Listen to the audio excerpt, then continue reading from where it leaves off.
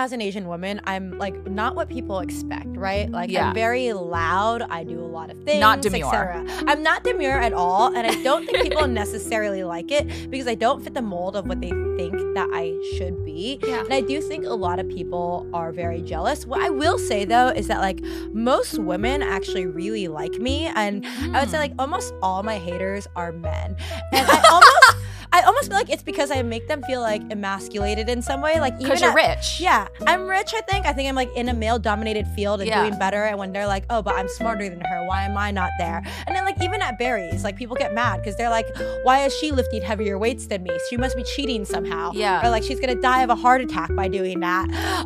I kind of love that actually because it makes me feel like, you know, you're a girl's girl and the girls that like you are girls. Yeah. But then all of your haters are just kind of like lame. Yeah, I know. I'm like, I love the fact that like at least I don't think I have female haters, or I haven't like they haven't been loud enough for me to notice them. Yeah. Huh. Honestly, if I was a man, I would be jealous of you too. For listeners who are starting their entrepreneurial journey, what is one piece of advice that you would give them?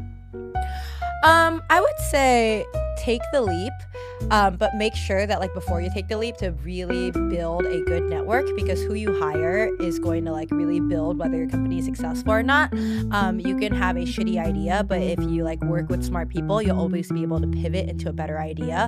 Back when I was like, you know, working at places and like building my network via hackathons, or even in college, like I had a bunch of smart people, and those networks are still where I'm mainly like sourcing people from. I think that like building that network early on is so important. You've experienced astronomical success very, very young, very early on.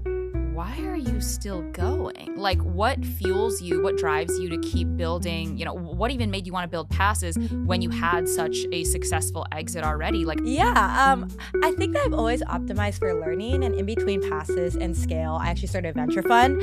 And part of this venture fund, we started this program called HF0, which is where we like invest in second-time founder engineers.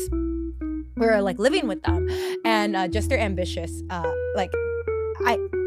I could feel their ambition and their drive, and I got the itch to just start something else. And I was thinking like, what can I start where I'm like still learning something new? And I thought about, I was like, okay, like consumer is like one of the hardest like companies to build in. I think like B2B and enterprise is actually very brute forceable to be successful in. But consumer, it's like a good mix of luck, but also strategy. And it's, I think, the hardest challenge a founder can take on. So I was like, you know what, like YOLO, let's do it. I have like nothing to lose, because like